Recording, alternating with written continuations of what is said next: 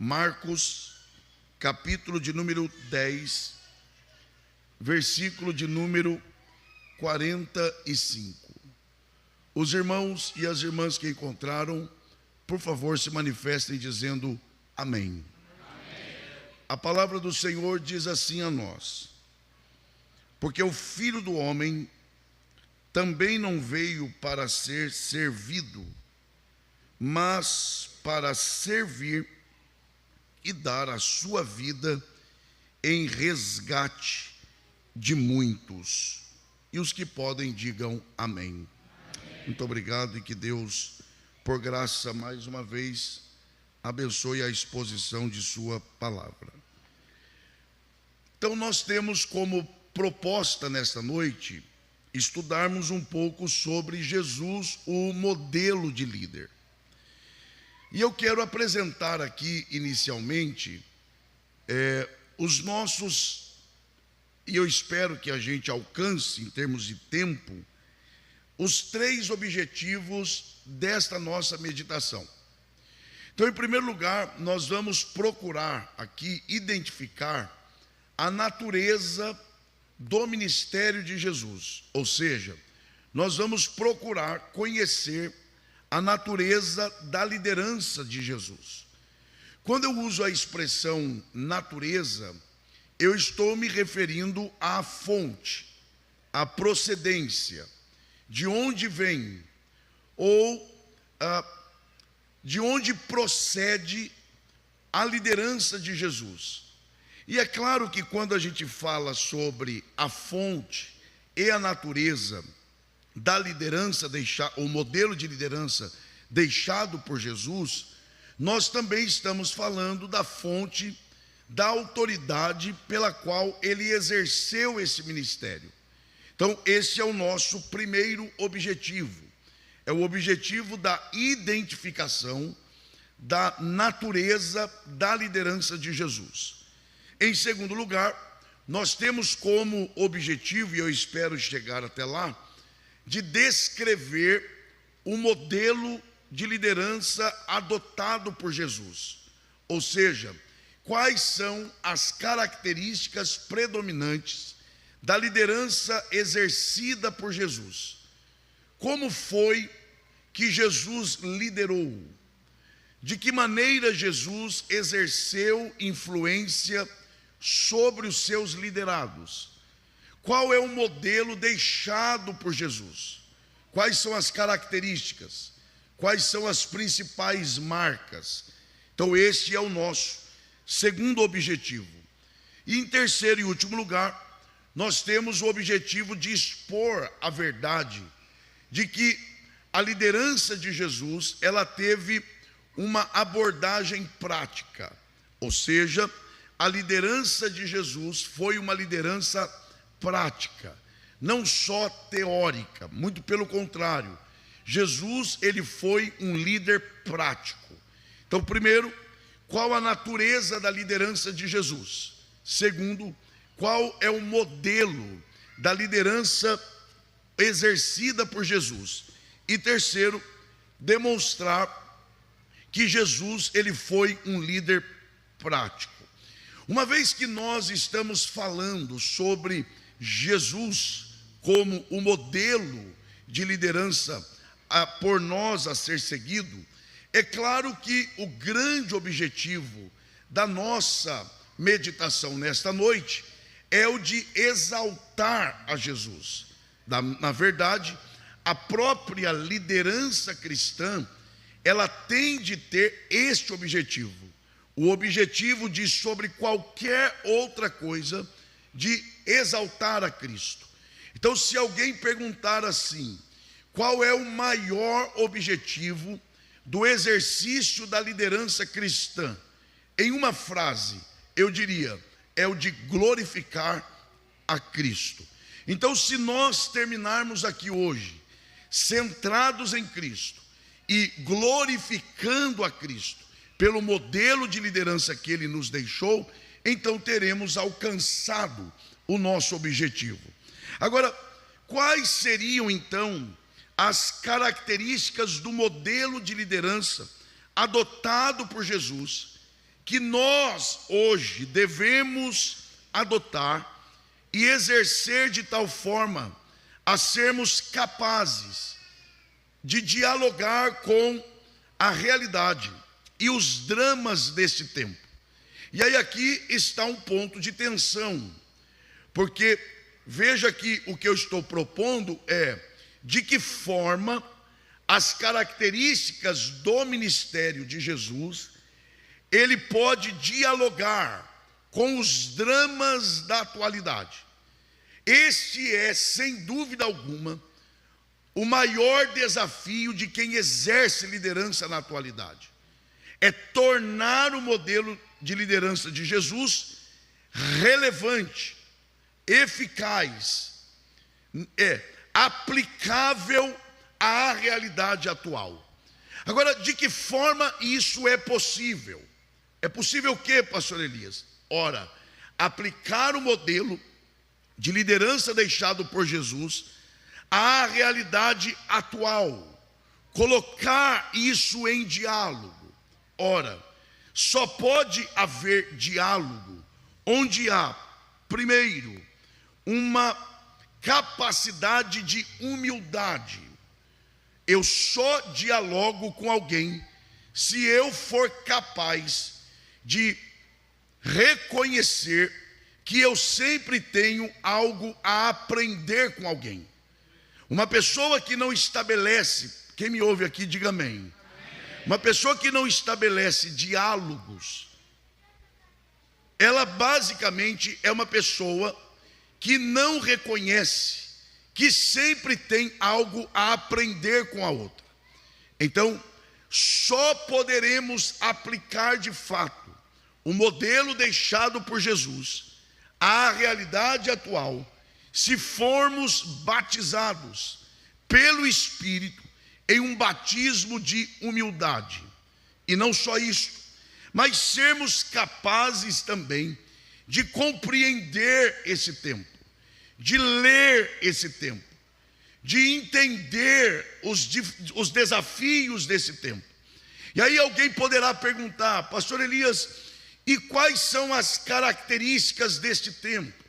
Hoje pela manhã, o presbítero Júlio tratou disso amplamente. Mas eu diria que nós podemos resumir este tempo em que nós vivemos de duas formas. Primeiro, aquilo que Zygmunt Bauman, ele chamou de uma sociedade líquida. Ou seja, nós vivemos uma era líquida. O que seria esta era líquida? Seria uma era marcada pela ausência de estruturas sólidas. Então, para você que está atento aqui, é claro, observe que esta sociedade líquida, na prática, ela experimenta primeiro relacionamentos vulneráveis, fragilizados, líquidos. A verdade é líquida. De que forma? O que é de manhã deixa de ser à tarde, que já deixa de ser à noite. E enquanto você dorme, esta verdade já mudou várias vezes. Por isso que você tem relacionamentos volúveis. Por isso que o índice de divórcio, ele só aumenta. Porque as relações são líquidas. Já não há tanta solidez. A verdade não é mais sólida. Ela vai se moldando ou sendo moldada à medida que as pessoas vão mudando. A verdade é adaptável, mas não é só esta característica. Há uma outra definição de um outro teórico, que é o Lipovetsky. Ele chama esse tempo de a era do vazio. A era do vazio é ainda pior do que a sociedade líquida, porque é a sensação do nada. As pessoas se sentem fundamentadas sobre o nada. É a esta geração, atentem para isto, é a esta geração que nós pregamos, é esta geração que nós somos desafiados a liderar, e não só a liderar, mas liderar sob o modelo deixado por Jesus. se por um lado é um desafio, por outro lado é uma grande oportunidade, porque Jesus deixou um modelo de liderança fundamentado nele. Ele que é a base sólida. Então, para uma geração que não tem onde colocar os pés, porque nada é sólido, ao apresentar, através do modelo de liderança deixado por Jesus, esta geração terá onde firmar os seus pés. E não só isto, Jesus é aquele que preenche todo o vazio. Ele mesmo disse à mulher samaritana: se você soubesse quem fala com você, você me pediria água, e eu lhe daria uma água que jorra para a vida eterna, e você nunca mais teria sede. Então, a igreja é a última e única resposta para esta geração. Se você crê nisso, diga glória a Deus. Então, nós que somos por graça, e aí é muita graça, chamados a exercermos liderança cristã, somos desafiados a não só conhecermos, quem está acompanhando diga amém, mas a usarmos, a adotarmos o modelo deixado por Jesus. E aí então é preciso que nós comecemos a tratar um pouco sobre a natureza da liderança de Jesus. Que natureza é esta? Bom, não tem como tomar Jesus como exemplo, seja em que área for, sem levar em consideração a sua natureza. O grande desafio é que Jesus ele tem uma dupla natureza. E este é, por um lado, o desafio, e por outro lado, a grande bênção. Porque Jesus é o Deus que ele é e o homem que devemos ser. Tá? Então, ele é Deus. Então, ele é o Deus que é. E por outro lado, ele é o homem exemplar. Ele é o padrão. Aquilo que o primeiro Adão não conseguiu, ele conseguiu com perfeição. Então ele é o homem que nós devemos ser. Por isso nós somos conformados diariamente pelo Espírito Santo à imagem de quem? De Jesus Cristo, o Filho de Deus, o nosso Senhor. Agora, ele tem uma dupla natureza. A nossa declaração de fé, a declaração de fé das Assembleias de Deus no Brasil, ela deixa isso muito claro na página 51. E eu vou ler aqui para os irmãos. Diz assim: a Bíblia ensina tanto a divindade como a humanidade de Cristo. Então diga assim: o meu Jesus. Não, esse nome, vai lá, diga: o meu Jesus é tanto Deus quanto homem. Se você quer anotar aí, 1 de João, capítulo 4, versículo 3. Então, a primeira sentença que a declaração de fé nos dá é de que, primeiro, Jesus, ele tem uma dupla natureza. Ele é tanto divino quanto humano. Aí a declaração de fé começa a explicar isso, ou tentar, porque é um mistério. Aí a declaração de fé diz o seguinte: a humanidade de Cristo está unida à sua divindade, pois ele possui duas naturezas, e essa união mantém intactas as propriedades de cada natureza, o que está claramente expresso no seu nome Emanuel. Então, as duas naturezas, conjuntamente, elas atuam. No entanto, a natureza humana não exclui em nada a natureza divina. e nem adivina a humana. O ponto aqui é, Jesus, ele tem uma dupla natureza. Por que isso é importante para basearmos a nossa meditação sobre a liderança de Jesus? Porque uma vez que Jesus, ele é Deus e homem conjuntamente, observar aquilo que Jesus fez, seja milagre, ensino ou a sua liderança, passa inevitavelmente por considerarmos a sua natureza.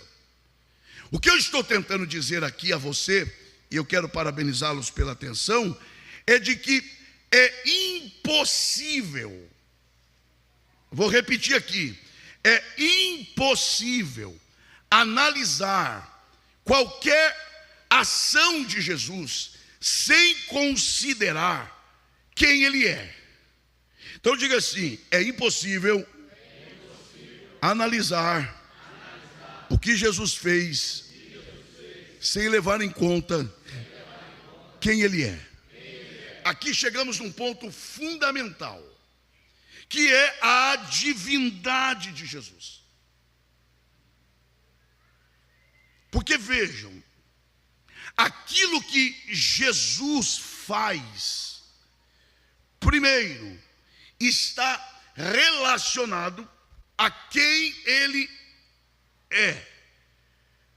E além disso, o que ele faz revela o seu caráter. Por exemplo, Salmo de número 19, verso 1, diz o quê? Os céus manifestam a glória de Deus. Aí, ó. Aí quando você lê Romanos capítulo 1, há um momento em que Paulo diz que o que se pode conhecer a respeito de Deus, se conhece por meio do quê? Por meio daquilo que por ele foi feito.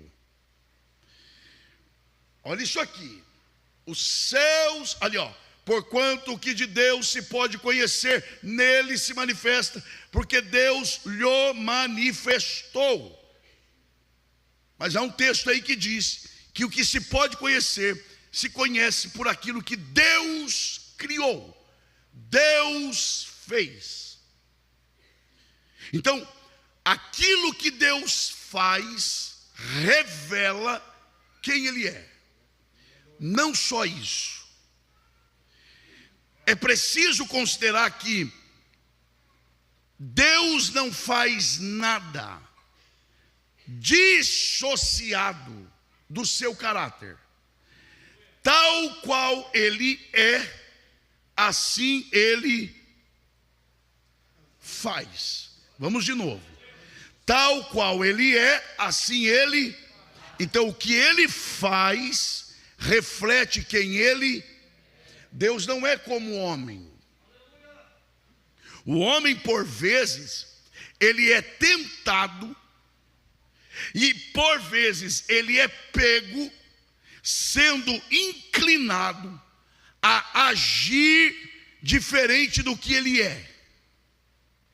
Eu sei que aqui não. Mas, por exemplo, uma pessoa, presta atenção nisso aqui, uma pessoa casada, que distante do seu cônjuge, se comporta como se fosse solteira.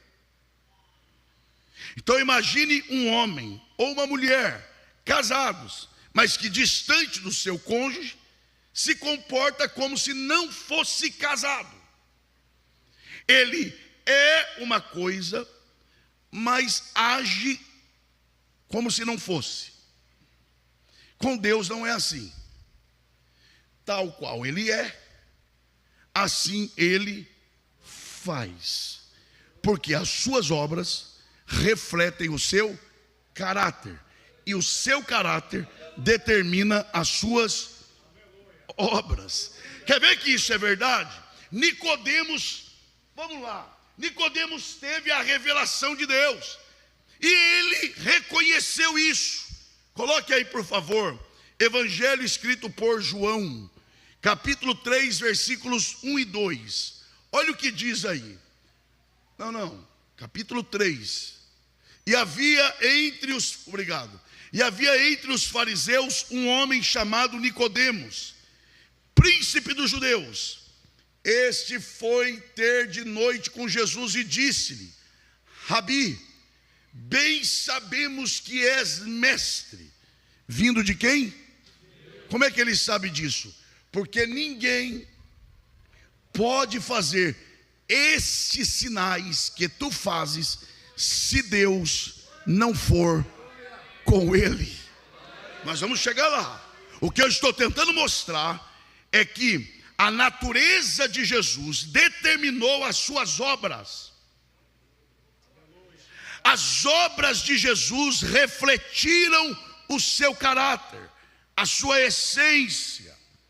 Ora, o próprio Evangelho de João, ele registra em todo ele apenas 7 milagres, de todos que Jesus fez. E cada um desses milagres é acompanhado da expressão eu sou. Eu sou. Vou pegar só 2 exemplos. Jesus está para multiplicar os pães e peixes. Preste atenção aqui. Jesus está para multiplicar os pães e peixes. Naquele mesmo contexto ele diz o quê? Eu sou o pão vivo que desceu do céu. Ele está dizendo: não me procurem pelo pão que eu dou, me procurem pelo pão que eu, porque na verdade eu não dou o pão para vocês, eu não sou o pão porque dou o pão para vocês. Na verdade é o contrário, eu sou capaz de dar o pão físico para vocês, porque antes disso eu sou o pão espiritual. Ora, no contexto da ressurreição de Lázaro, ainda em João, lá está o texto. Ele está para ressuscitar Lázaro, que está morto há 4 dias. O que é que ele diz a Marta? Eu sou. Ele não diz eu ressuscito o morto, não. Ele diz eu sou a própria ressurreição e a vida. Então o que ele está dizendo é: não é que eu sou porque ressuscito, não, eu ressuscito o morto, porque antes de ressuscitá-lo, eu sou a própria ressurreição. Aliás, eu sou também a própria vida. E esse é um drama, porque ainda em João, lembra quando, acho que é Filipe, né? Ele chega para Jesus e diz assim: mestre, mostra-nos o Pai. Gente, Jesus ficou visivelmente chateado. Jesus diz: como é que é o negócio? Vocês estão comigo há tanto tempo, e a esta altura vocês vêm me pedir para que eu lhes mostre o Pai. Vocês não sabem que quem vê a mim vê o Pai? E aí Tomé, para não ficar de fora e não perder a oportunidade, ele diz: então mostra-nos o caminho. Aí é como se Jesus dissesse: realmente, vocês não entenderam nada. Jesus diz: porque na verdade eu sou o caminho e a verdade e a vida. Aí ele completa dizendo: e ninguém, não, ele não diz ninguém vai ao Pai, porque se ele dissesse ninguém vai ao Pai, ele estaria falando de outro ser. Mas ele diz o que? Ninguém vem ao Pai a não ser por mim. Por quê? Porque quem chegou em Jesus já chegou no Pai, porque ele e o Pai são um só. Então a nossa fé tem que se fundamentar nisso. Ele é o próprio Deus, e as suas ações refletem o seu caráter. E aí você tem uma tríplice ação de Jesus no seu ministério. É que a gente se apega geralmente há dois. Primeiro, a gente enfatiza os milagres. Segundo, aí o número vai caindo. Segundo, alguns enfatizam os ensinamentos. Mas há um terceiro aspecto do ministério de Jesus, que é a sua liderança. É claro que Jesus não patenteou um modelo de liderança. Jesus não falou: olha, esse é o meu modelo, esta é a receita, siga esses passos. Não, mas ninguém pode negar que Jesus exerceu liderança, exerceu influência. Ele exerceu tanta influência que em 1 ano e meio ele foi capaz de preparar os apóstolos, que na sua maioria, com exceção de Judas, que o negou, que o traiu, e João, que não foi Marte, mas sofreu as últimas consequências, os demais todos foram martirizados, sob a influência do que receberam da liderança de Jesus. Então Jesus deixou sim um modelo de liderança. Então, analisar os milagres, os ensinamentos e a liderança de Jesus tem de ser analisado a partir da verdade de que Jesus Cristo é o Filho de Deus. Então, uma vez que as obras de Jesus testificam sobre a sua natureza, e a liderança é parte dessas obras, nós temos que analisar a liderança de Jesus a partir da sua divindade. Aliás, eu vou dizer mais aqui. Por que vocês acham que o modelo de liderança de Jesus, ele é o modelo mais eficaz? Não é pelo modelo, porque nós somos apegados a modelo. Não são poucos, não vou dizer que são muitos também, é mais ou menos. Os jovens que chegam às vezes em mim perguntando: pastor, qual é o segredo? Aí eu já dou uma de, sem entender nada. Segredo de quê, meu irmão? Segredo. Eu sei do que ele está falando, eu só não quero aprofundar o assunto, porque não dá para saber o segredo. É que os homens querem segredo, querem receita, querem o passo a passo. O que eu tenho que fazer agora? E depois, para chegar lá. Na verdade, o modelo de liderança de Jesus, ele não é um modelo de sucesso pelo modelo em si. Sabe por que o modelo de Jesus é um modelo de sucesso? Porque não pelo que é o modelo, mas por quem é Jesus. Porque uma vez que ele é Deus, ele é perfeito. Então o seu modelo é, mas não pelo modelo, mas por quem o estabeleceu. Então qual é o nosso maior modelo? Não é o modelo de liderança, é o modelo de Jesus. E quando olhamos para Jesus, ele deixa-nos o exemplo. Então você quer ter sucesso no seu ministério? Siga o exemplo de Jesus. Ele é o exemplo maior e perfeito a ser seguido. Quem reconhece essa verdade? Então, ele é o modelo perfeito, porque ele é perfeito. Porque ele é Deus. E aí, a partir desta verdade, nós chegamos a um ponto que eu considero central no ministério de Jesus, que foi a sua autoconsciência. Quem está me entendendo, diga amém. Então diga mais forte assim, ó: autoconsciência. Isso é central. Jesus era autoconsciente. O que é ser autoconsciente?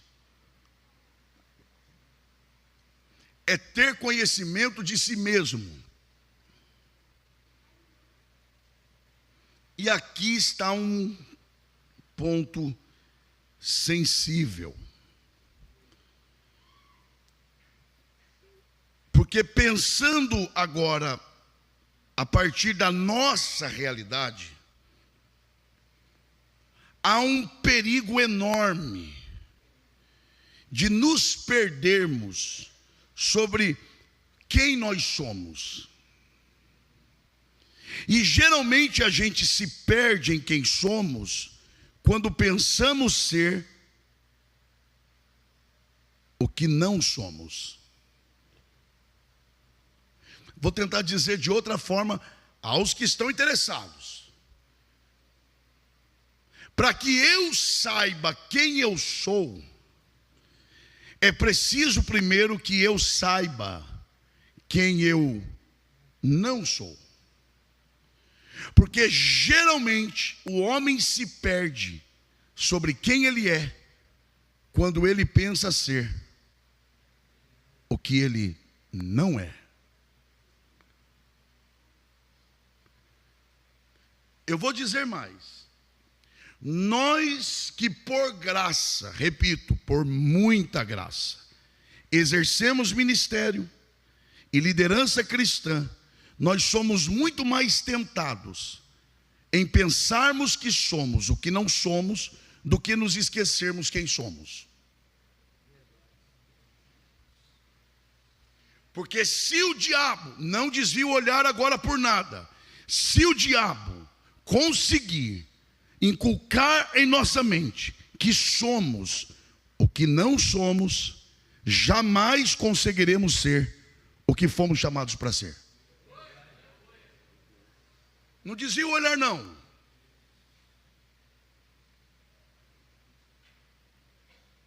Eu só conseguirei ter consciência do que de fato eu fui chamado para fazer quando eu entender o meu limite de atuação.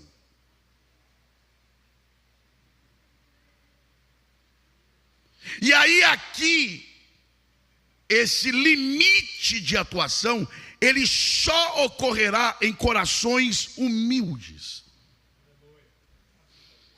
Por isso não dá para entender obreiro soberbo. Por isso que Deus não dá asas para algumas ovelhinhas. Porque tem gente que morre afogado num pingo d'água.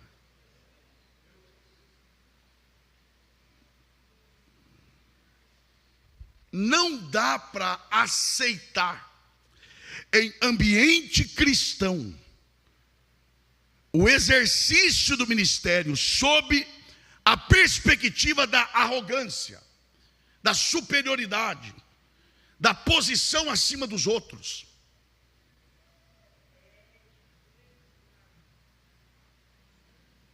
E geralmente quem age dessa forma, não é porque ele não sabe quem ele é porque ele pensa ser o que não é.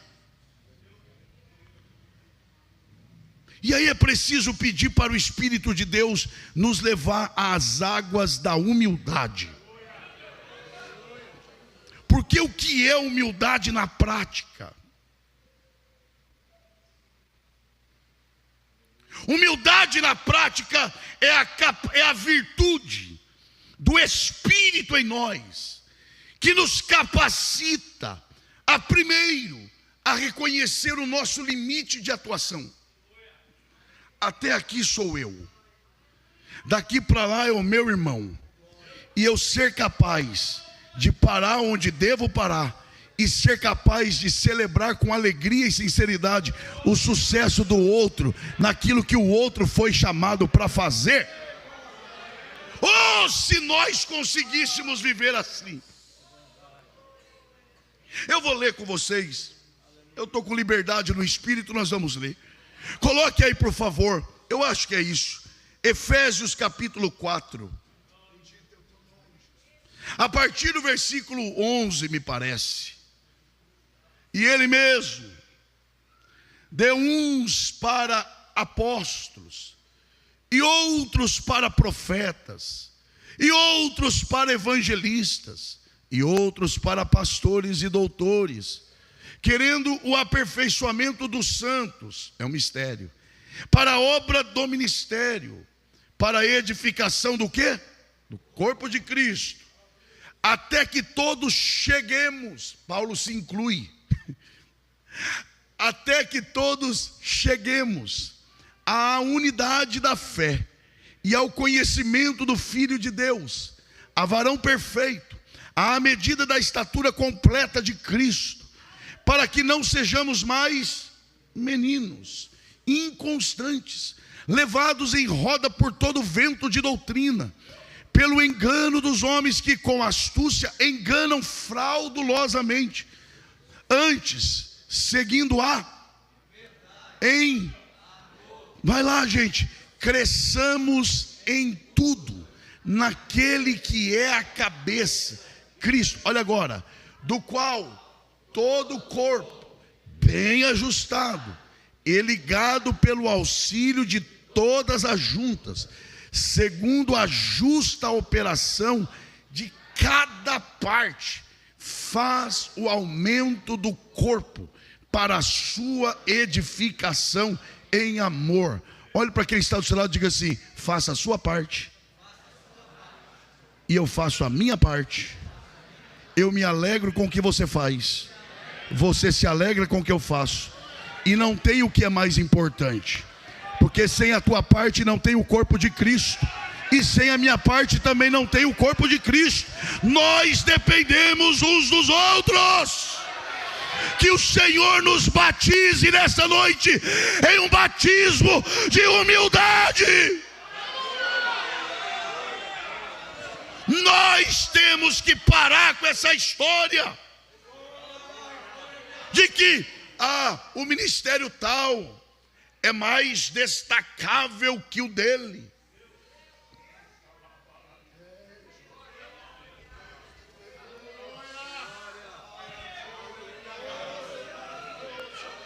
Nos voltemos ao exemplo de Jesus.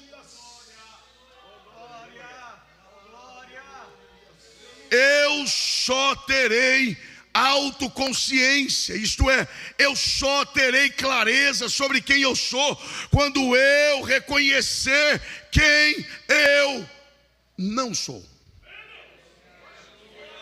João Batista é um exemplo disso. Perguntaram para João Batista: tu és o Cristo?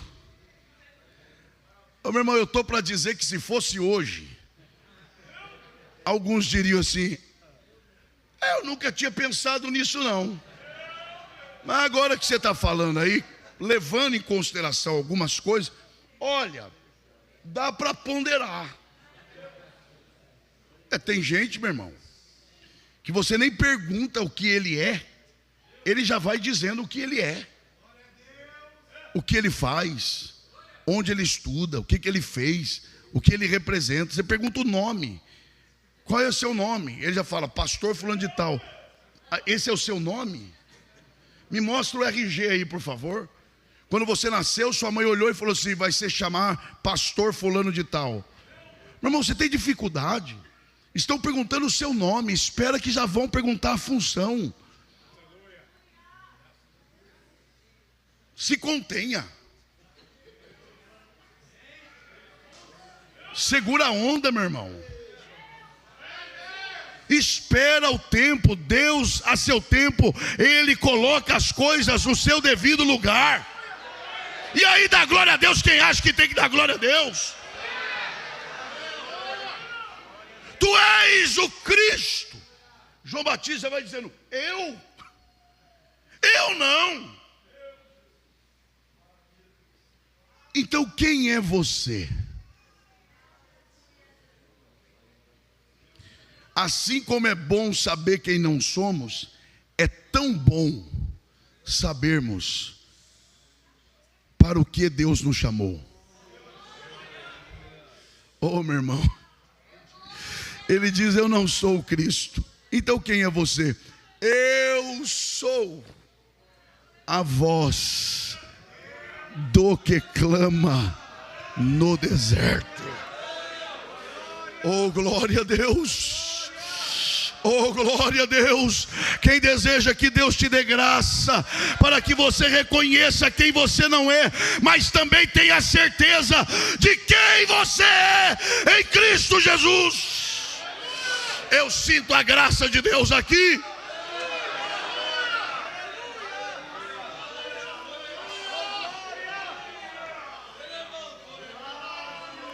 Olha lá. Eu sou a voz que clama? Não. Eu sou a voz, vamos lá, do que clama. Eu não sou a voz que clama. Eu sou a voz da voz.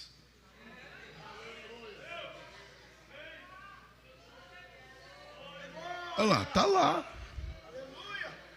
É que a gente atropela. Eu sou a voz que clama, coisíssima nenhuma. Ele tem tanta clareza que ele é detalhista. Eu sou a voz do que clama. Não sou eu que clamo. Tem alguém no deserto clamando. Eu ouço o que ele clama e trago para vocês. Quem clama é o Senhor. Porque aí alguém vem e diz assim: você não é eco, você é voz. Não, é exatamente o contrário. Você é eco. O que é voz da voz? Eco. A voz é Ele.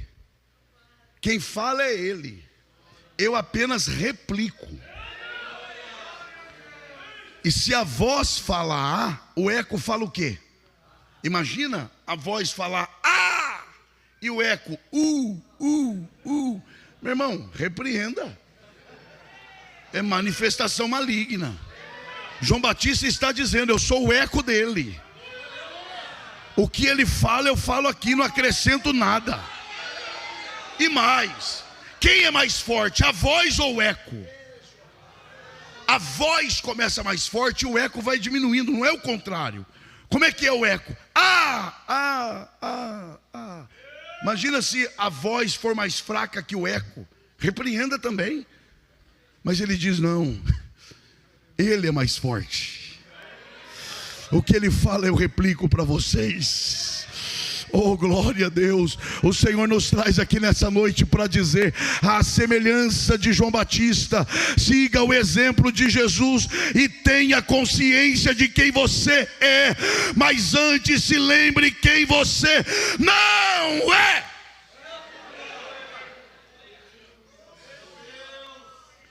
E Jesus, ele tinha toda a consciência de quem ele era. Quer ver? Olha a autoconsciência dele. Me ajuda aí, vamos ser ágeis aí, como o irmão tem sido na projeção. Jesus tinha autoconsciência de quem ele era. Mateus capítulo 11, do versículo 25 ao 27. Mateus 11, do 25 ao 27. Naquele tempo, respondendo Jesus disse: graças te dou, ó Pai, Senhor do céu e da terra, que ocultaste essas coisas aos sábios e instruídos e as revelaste aos pequeninos. Sim, ó Pai, porque assim te aprouve. Todas as coisas me foram entregues por meu Pai, e ninguém conhece o Filho senão o Pai, e ninguém conhece o Pai senão o Filho, e aquele a quem o Filho quiser revelar. Então Jesus, ele tinha plena consciência de quem ele era. Olha a segunda autoconsciência que Jesus tinha. João 16, 28. Olha outra consciência que Jesus tinha. Primeiro ele sabia quem ele era. Olha agora, saí do Pai e vim ao mundo. Outra vez, deixo o mundo e vou para o Pai. Gente, não, é só lá. Obrigado. Saí do Pai e vim ao mundo. Outra vez, deixo o mundo. E para ele não tem problema. Por quê? Porque ele sabe de onde veio e ele sabe para onde está voltando. Saí do Pai e vim ao mundo. Não sou daqui. Outra vez, deixo o mundo e volto para para onde? De onde eu sou, do Pai. Ou seja, Jesus tinha consciência, primeiro, de quem ele era. Segundo, Jesus tinha consciência também de onde ele veio. Olha agora outra autoconsciência que Jesus tinha. João capítulo 17, do versículo 18 ao 21. Olha essa autoconsciência. Assim como tu me enviaste ao mundo, também eu os enviei ao mundo. E por eles me santifico a mim mesmo, para que também eles sejam santificados na verdade. Eu não rogo somente por estes, mas também por aqueles que pela sua palavra hão de crer em mim, para que todos sejam um, como tu, ó Pai, o és em mim e eu em ti, que também eles sejam um em nós, para que o mundo creia que tu me enviaste. E eu dei-lhes a glória que a mim me deste, para que sejam um como nós somos um. Olha como começa o texto, Jesus deixando claro que ele sabe quem o enviou. Olha agora, João capítulo 10, versículo 30, outra autoconsciência que Jesus tinha. Eu e o Pai, vai lá, eu e o Pai somos, então vai lá. Quais são as autoconsciências que Jesus tem? Repita bem forte. Quem ele era? De onde ele veio? Quem o enviou? E qual a sua essência? Aqui está parte do modelo de liderança de Jesus a ser seguido por nós. Nós precisamos ter autoconsciência, primeiro, de quem somos. Segundo, quem te enviou. Terceiro, de onde você veio. Quarto, qual a sua essência. Se o líder cristão, ele tiver clareza sobre quem ele é, de onde ele veio, quem o enviou e qual a sua essência, ele enfrenta qualquer situação. Isso mesmo, ele enfrenta qualquer situação. Ele lida com maestria, com as mais diversas e intensas pressões. Jesus é um exemplo disso. Querem ver que é? Coloque aí, por favor, rapidamente, João, capítulo 18, versículo 36. O contexto é a crucificação, o julgamento. Jesus está às portas de ser crucificado. Olha o que ele diz a Pilatos. Respondeu Jesus: o meu reino não é deste mundo. Se o meu reino fosse deste mundo, lutariam os meus servos, para que eu não fosse entregue aos judeus. Mas agora, o meu reino não é daqui. Tem noção? Clareza de onde ele vem, clareza da natureza do seu ministério. Qual é o nível de clareza que você tem de quem te chamou, de quem é você, do que você representa, de quem te enviou, de qual é a sua missão? Jesus, ao saber de tudo isso, ele tem tranquilidade. Quer ver? Coloque aí, por favor, João 19, versículos 10 e 11. Agora é com Pilatos. Disse-lhe, pois, Pilatos: não me falas a mim? Em outras palavras, ele está dizendo assim, ó: todos querem falar comigo, todos desejam uma audiência comigo, e você está aqui, prestes a ser crucificado, e você não me fala uma palavra. Aí ele segue: não sabes tu que tem o poder para te crucificar? É o problema de quem pensa ser o que não é. E tem o poder para te soltar? Ué, tem líder cristão que acha isso. Você não sabe que eu tenho poder para te levantar no ministério e para te abater? Você não sabe que uma palavra minha abre qualquer porta? Vai, poderoso, você está perdido. Você acha que a chave do céu e do inferno está em suas mãos? Olha a resposta de Jesus a Pilatos, segue. Respondeu Jesus: nenhum poder terias contra mim, se de cima te não fosse dado. mas aquele que me entregou a ti, maior pecado tem. Jesus está prestes a ser crucificado, e ele responde para Pilatos o seguinte: você não tem poder algum que não tenha vindo daquele que de fato me enviou. O que é que dá a Jesus essa tranquilidade? Eu sei quem eu sou, eu sei de onde eu vim, eu sei quem me enviou, eu sei a minha essência. Quando você tem essa certeza, vem a pressão que vier, você permanece fiel ao teu chamado. Quem está entendendo a voz de Deus aqui? Adore ao Senhor nesse lugar. Oh glória, oh glória, oh glória.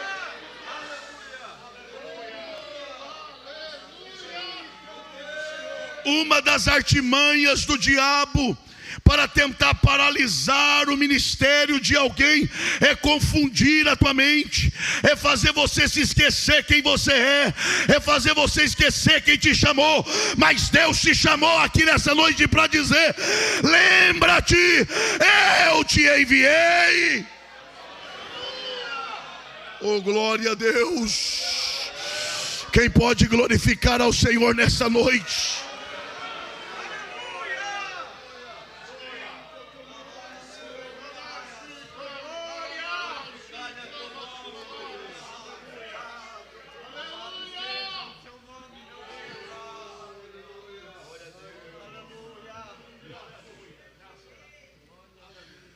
Para nós gravarmos e para sermos uma bênção na vida um do outro.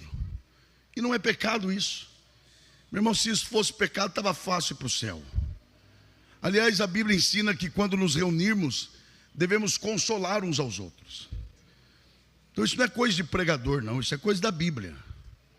É claro que tem que ser feito com consciência e respeito. Olhe para quem está perto de você e diga: o Senhor. Vai, meu irmão, fala com ânimo para ele acreditar. Diga: o Senhor vai te dar clareza e firmeza para você não se esquecer, na hora da pressão, quem é você, de onde você veio, quem te enviou e qual é a sua essência. Deus vai te dar graça para isso. Na hora da pressão, Deus vai trazer à sua mente quem você é.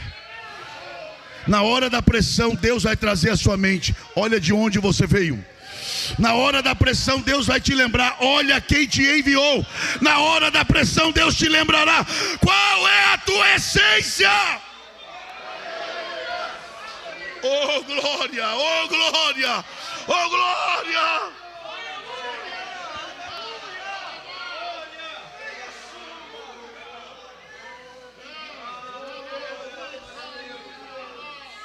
E esta autoconsciência de Jesus deu a ele consciência clara de sua missão.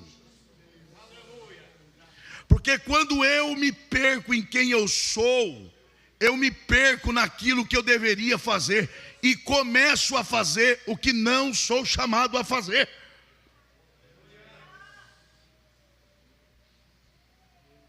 Nada é mais trágico do que quando alguém que é chamado para fazer isso começa a fazer aquilo.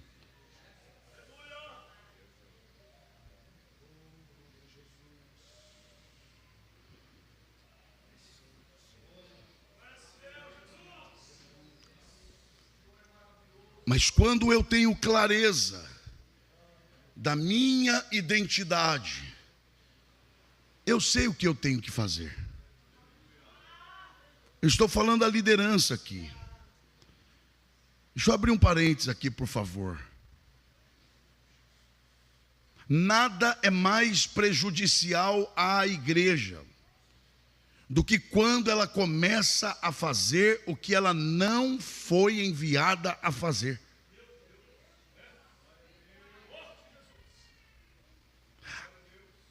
Sabe quem é, presta atenção aqui, sabe quem é o maior adversário da verdadeira missão da igreja? É a falsa missão.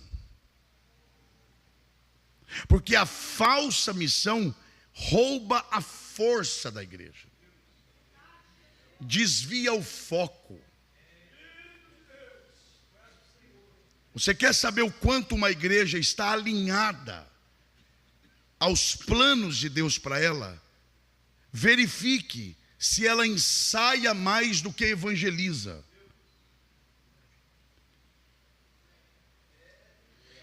E às vezes ensaia para cantar os mesmos hinos. Vamos ouvir o grupo tal, ensaiou semana passada. Não há ferrolho. Ensaiar esse hino? Esse?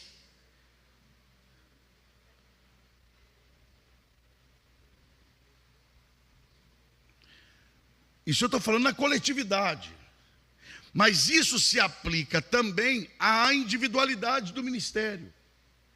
Quando eu me perco em quem eu sou, eu me perco no que tenho de fazer.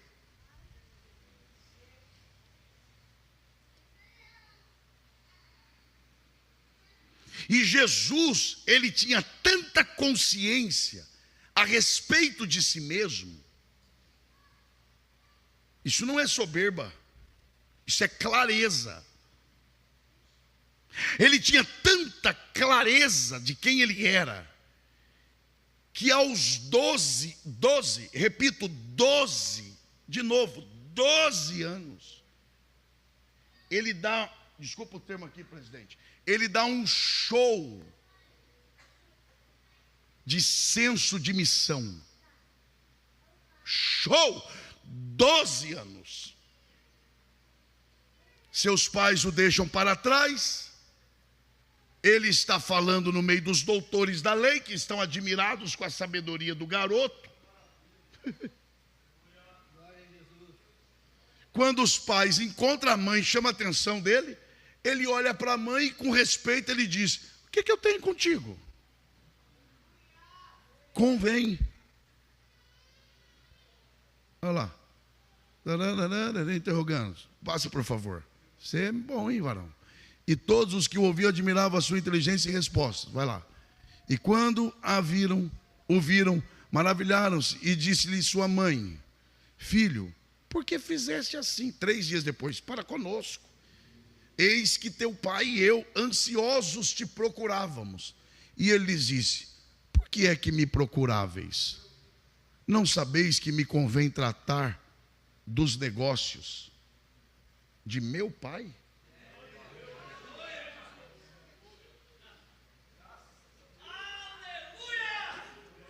Doze anos. 12 anos. E às vezes a gente tem mais de tempo de ministério do que ele tinha de idade, e a gente se perde no senso de missão. Mas o Senhor marcou essa academia de liderança para dizer para nós: olhe para Jesus, Ele é o modelo. Peça para Ele clarear a sua mente, para você se lembrar quem você é, para que você não se desvie da missão para a qual Deus te chamou a executar. Quem deseja ter essa clareza também, adore ao Senhor neste lugar. Oh, glória a Deus, oh, glória a Deus, oh, glória a Deus.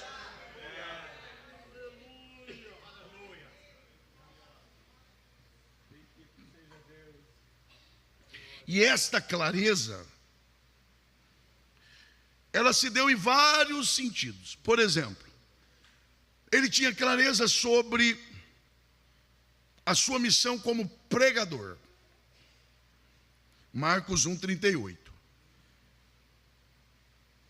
Vamos lá, rapidamente. 1:38. E ele lhes disse: vamos às aldeias vizinhas, para que eu ali também pregue, porque para isso vim. Você veio para quê? Estou aí, pastor, estou aí para o que der e vier. Não, não é. Ó, pastor, eu estou aí, hein? Está aí para quê? Para tudo. Quem está para tudo, não está para nada. Não é?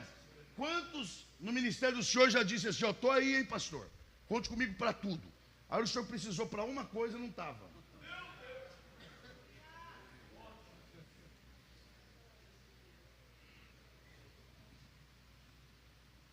Ele também tinha consciência de que era servo dos demais, que é o texto que nós lemos, Marcos 10, 45. Vou tocar nesse ponto aqui, mas vou. Olha o João 16, 28. Saí do Pai e vim ao mundo, outra vez, deixo o mundo e vou para o Pai. Sabe o que é isso aqui também, além daquilo que nós já falamos? Jesus tinha tanta clareza da sua missão que ele entendeu o seguinte: tem prazo para começar e para... Eu sei que é difícil, mas vai lá. Começar e terminar. É como se ele dissesse, deu. Deu. E não é o fato de eu sair que eu deixo de ser importante. Pelo contrário, quando eu sair, aí que vocês vão ter noção do que realmente eu plantei. Ele também tinha consciência de sua missão de salvar os perdidos, Lucas 19, 10, e de sua missão de dar a vida pelas suas ovelhas, João 10 e 11. Essa clareza de Jesus, nós estamos só na natureza, que essa clareza, e que a gente que exerce liderança tem que ter. Essa clareza que Jesus tinha, deu a ele condições para ter êxito em situações de adversidade, oposição e rejeição. Presta atenção aqui. Vou repetir aqui, ó. Esta clareza, primeiro, de quem ele era e consciência plena de sua missão, deu a ele condições de lidar com pressão, rejeição e oposição. E se Jesus, que é Jesus, sofreu oposição, quem somos nós? Se Jesus foi rejeitado, quem somos nós?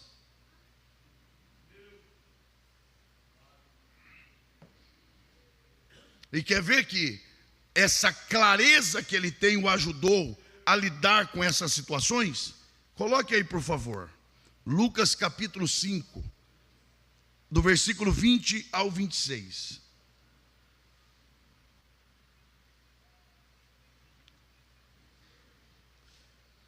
E vendo-lhes a fé, Jesus disse ao paralítico: homem, os teus pecados te são perdoados. E os escribas e os fariseus começaram a arrazoar, dizendo: quem é este que diz blasfêmias? Quem pode perdoar pecados, senão Deus? Jesus, porém, conhecendo os seus pensamentos, respondeu e disse-lhes: que arrazoais em vosso coração? Qual é mais fácil? É muita sabedoria, né? Dizer, os teus pecados te são perdoados, ou dizer, levanta-te e anda. Ora, para que saibais que o Filho do Homem, quem ele é, tem sobre a terra poder de perdoar pecados, o que ele faz? Disse ao paralítico: eu te digo, levanta-te, toma a tua cama e vai para a tua casa. E levantando-se logo diante deles, e tomando a cama em que estava deitado, foi para a sua casa, glorificando a Deus. E todos ficaram maravilhados e glorificaram a Deus e ficaram cheios de temor, dizendo: hoje vimos prodígios. Olha esse cenário.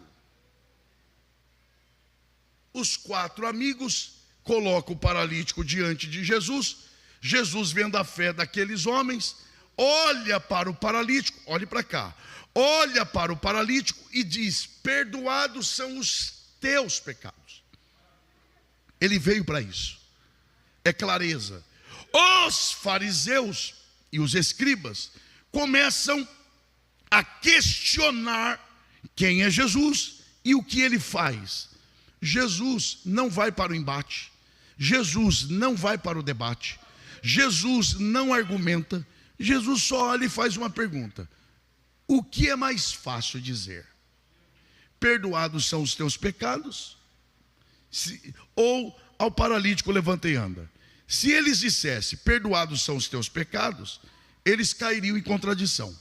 E se eles dissessem ao paralítico levanta e anda, Jesus diria para eles: então manda levantar. Só que murmurador não tem autoridade sobre doença. Aí Jesus olha e diz então, com tranquilidade, Jesus olha e diz assim: então, para que vocês saibam que o Filho do Homem, quem eu sou, tem poder para perdoar pecado, o que eu vim fazer, eu digo então, a ti te digo, levanta e anda. E o paralítico levantou e andou. E com isso Jesus está dizendo: eu tenho poder para fazer as duas coisas. Ou seja, esta clareza de Jesus deu a ele condições de enfrentar a oposição, a rejeição, também a adversidade. Quando você tem clareza de quem te enviou, do que você foi chamado para fazer, podem se levantar, podem se opor, podem se rejeitar a sua pessoa, Deus te dará sabedoria na hora certa e te dará uma saída. Quem reconhece essa verdade? Quem deseja essa clareza? Oh, glória a Deus! Oh, glória a Deus! Oh, glória a Deus!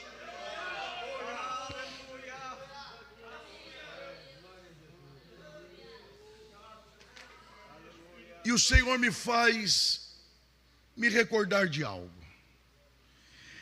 Esta clareza, ela te dará a tranquilidade necessária e assustadora de lidar com as questões mais terríveis que você enfrentará no seu ministério.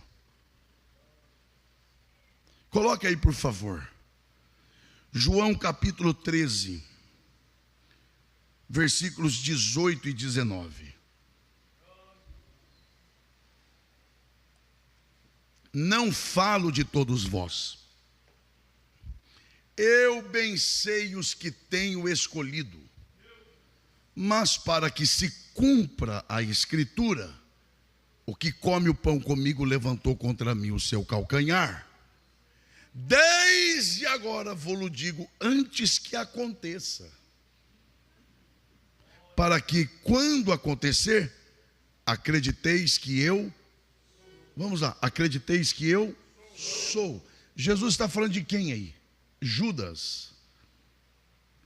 Jesus sabe que ele vai traí-lo, e com tranquilidade, Jesus diz: eu vou antecipar para vocês, para que vocês saibam quem eu sou. Olha a tranquilidade. Ele anuncia que entre eles tem um que vai traí-lo. Essa tranquilidade é tão grande que, olha agora, coloque aí por favor, 1 Coríntios capítulo 11, versículo 23. A gente conhece esse texto. Porque eu recebi do Senhor o que também vos ensinei. Vamos ler essa parte agora? Que o Senhor Jesus tomou o pão e, tendo dado graças, o partiu e disse: tomai, comei. Tá, até aí. Volta por favor. Volta por favor. Porque eu recebi do Senhor o que também vos ensinei, que o Senhor Jesus quando? Vai lá, quando mesmo? O que ele fez? E fez o quê? E depois disse o quê? Eu dou graças.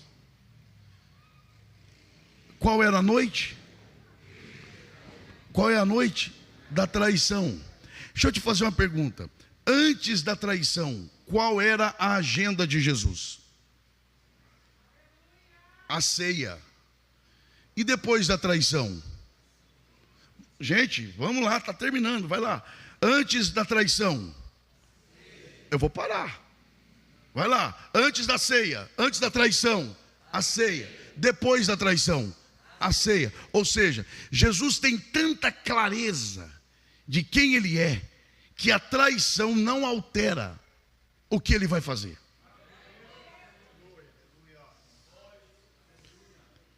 Vamos ser sinceros aqui. O que faríamos nós na noite em que alguém que a gente ama nos traísse? Quanto da nossa agenda seria alterada?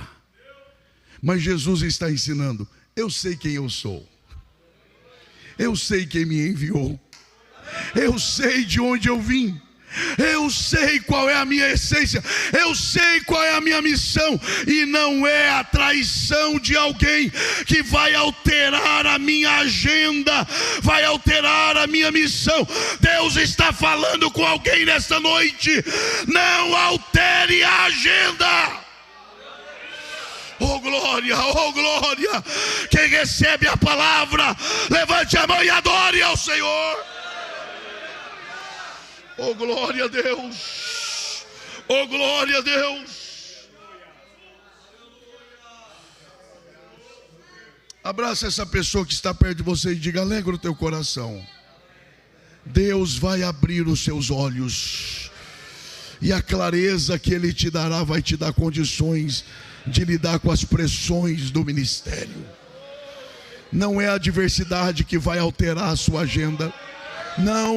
Não é a oposição que vai alterar o plano, não é a maldade de alguém que vai alterar a sua missão. Deus te renova nessa noite. Orekau eleit oremahas, oriamaio chekelevas.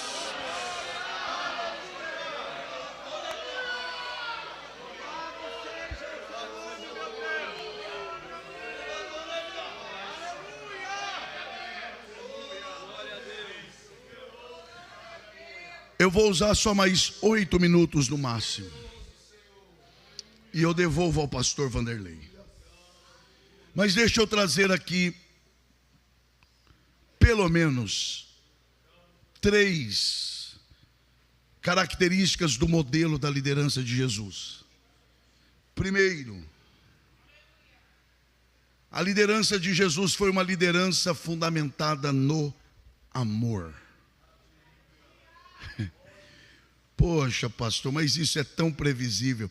É tão previsível que às vezes a gente não dá atenção devida. Eu vou voltar aqui num assunto que eu iniciei pela manhã e que é um assunto que tem me preocupado. Jesus falou que, essa semana eu tenho refletido sobre isso. Jesus falou que por se multiplicar a iniquidade, o amor de quase todos se esfriaria. Por que esta geração tem tanta dificuldade de amar? Por uma única razão. Porque segundo o conceito de Paulo, inspirado pelo Espírito,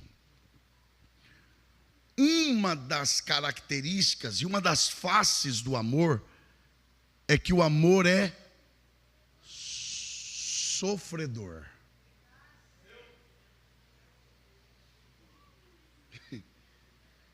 O amor não é o que se pinta aí fora. Estou amando e estou nas nuvens. Não, na verdade, não se assuste com o que eu vou dizer. Na verdade, o verdadeiro amor joga a gente na lona. Amor estou amando. Espere até a primeira pressão. Aí já começa a ficar desconfortável. O amor tudo vai lá. O amor é sofredor. Não tem nada de sente. O amor não é invejoso.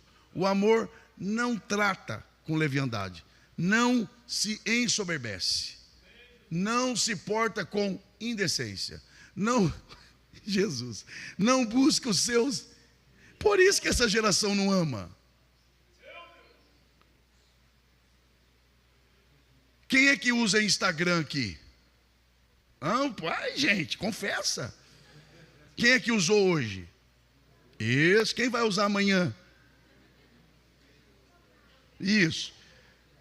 Lá no Douglas, Reels, que chama. No Reels, aparece vídeo que você não gosta? Não. Porque se aparecer, você passa logo e não vai aparecer mais aquele tipo de vídeo. Porque essa geração, ela é domada a ver só o que gosta. Porque essa geração é uma geração mimada. Ela só olha o que gosta. Ela não quer nada que incomode. Ela não quer nada que oponha-se a ela, que confronte a ela. Porque essa é a geração da pluma. Por isso que há pessoas que exercem o ministério que na primeira pressão quer abandonar. É melhor que abandone mesmo. E deixe a igreja em paz. Porque se você não quer sofrer, ministério não é o seu lugar. Você quer tranquilidade, vai jogar peteca. E aquelas pequenininha. Peso pena. E não com muita pena, senão também vai fazer você espirrar. E você não gosta de espirrar. Me incomoda. Não busca os seus interesses. Não se irrita. Oh, Jesus. Não suspeita mal. Não folga com a injustiça, mas folga com a verdade. Agora é para quebrar. Tudo sofre. Tudo sofre. E esta geração não quer sofrer. Como não quer sofrer? Ela diz: eu amar?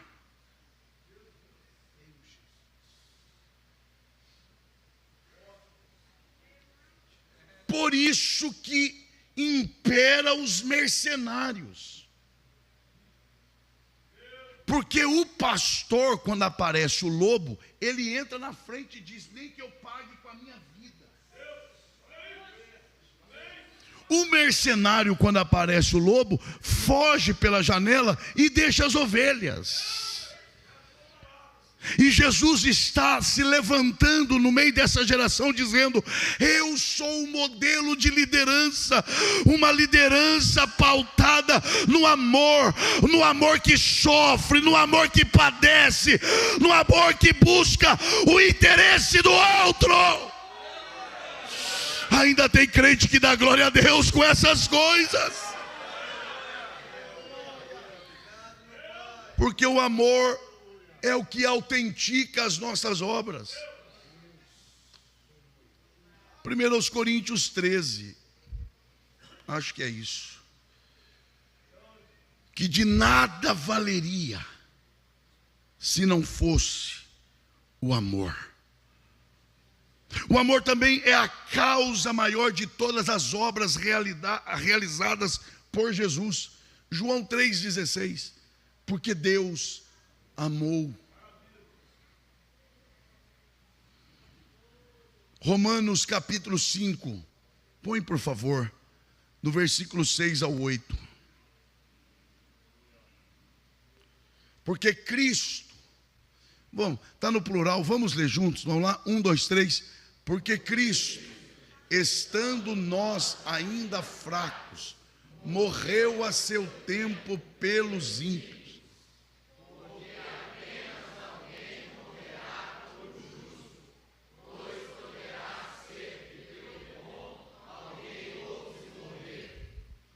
Mas Deus prova o seu amor para conosco, em que Cristo morreu por nós, sendo nós ainda pecadores. Ele fez isso por amor. O Senhor está chamando líderes que amem. E amor não é o que eu sinto.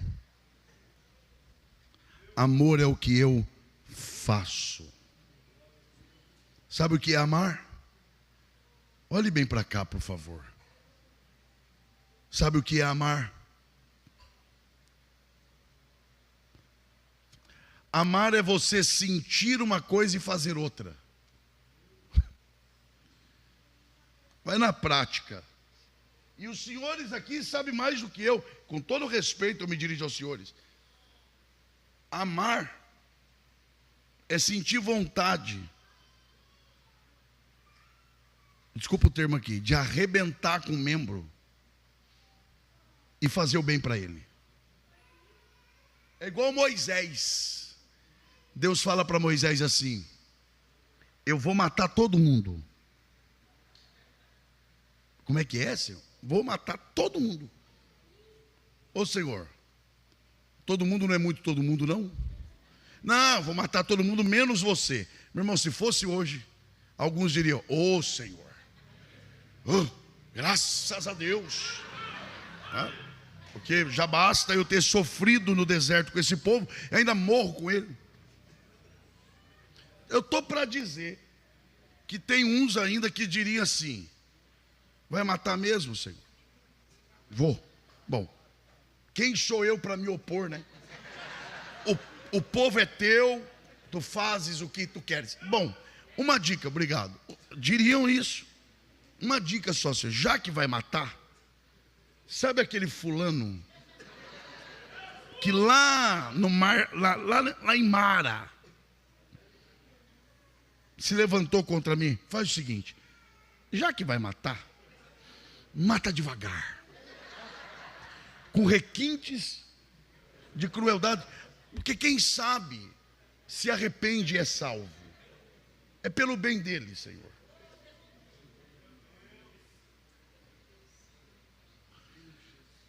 Ai, ai.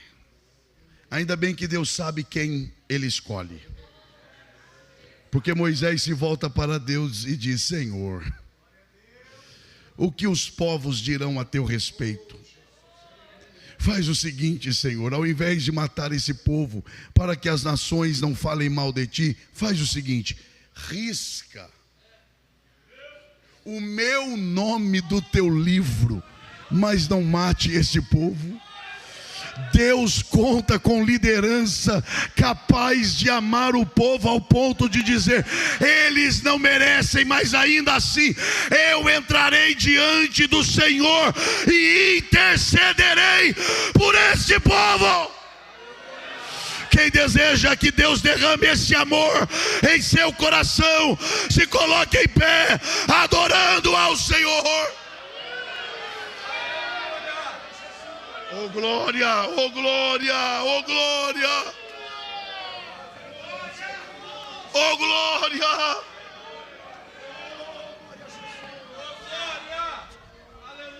A liderança de Jesus foi pautada no amor. Preste atenção nisso. A liderança de Jesus também foi fundamentada numa liderança sacrificial.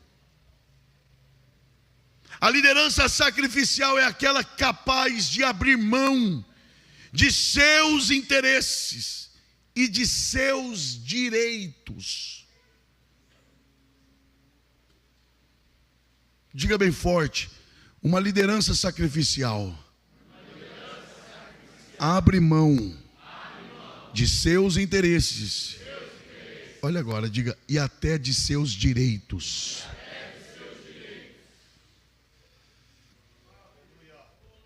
Porque aí vem a terceira característica: a liderança de Jesus sempre atuou em favor do outro. A liderança sacrificial ela me capacita a abrir mão dos meus interesses e dos meus direitos. E ela me habilita a trabalhar em favor do interesse dos outros. Jesus é um exemplo. Quer ver? Quem me ouve ainda, diga amém. Amém. Quer ver que é verdade? Jesus tinha jejuado 40 dias. Quantos dias? 40. Tem gente que jejua 6 horas e já se acha o máximo. Tem aquele que jejua enquanto passa o café. Ele põe a água do café para ferver. Aí ele apresenta: Senhor, eu apresento o jejum, Senhor. Aí ele coa o café: Senhor, eu entrego o jejum, Senhor. Preste atenção aqui. Jesus jejuou quantos dias? E ao término dos 40 dias, a Bíblia diz que Jesus teve fome. O que é que o diabo ofereceu para Jesus? O diabo nunca te oferecerá o que você não precisa. Eu estou para dizer que ele te oferecerá inclusive aquilo que você pode ter. O que ele fará é deturpar o caminho. Preste atenção aqui, por amor à sua vida. Jesus tinha jejuado 40 dias. Jesus não só precisa comer, como ele tem direito de comer. O diabo se apresenta a ele e diz: se tu és, e ele é, se tu és o Filho de Deus, transforme essas pedras em pães. Jesus precisa comer, pode comer, e ele é capaz de transformar pedras em pães. E eu te pergunto, e ele transformou? Não é porque eu preciso, não é porque eu posso, que eu vou fazer. Jesus precisa, pode e é Filho de Deus. E ele transforma pedras em pães? Não. Tempos depois, o mesmo Jesus pega 5 pães e 2 peixes e multiplica para matar a fome de uma multidão que está há horas sem comer. A minha pergunta é: por que Jesus não usa o seu poder para transformar pedras em pães para matar a fome de 40 dias, mas usa o poder para multiplicar pães e peixes para matar a fome de horas? Porque Jesus não veio para usar o poder dele em favor de si mesmo. Ele veio para usar o seu poder em favor dos outros. O Senhor está dizendo a nós nesta noite: se vocês querem exercer liderança cristã genuína, aprendam com o modelo dele. Nós não somos o que somos para benefício próprio, nós somos o que somos para beneficiar os outros, para a glória de Deus. Olhe para quem está perto de você e diga para esse alguém: nós fomos chamados para amar quem não merece ser amado, a servir quem não merece ser servido. Nós fomos chamados para trabalhar em favor dos outros. Quem ainda quer servir no ministério?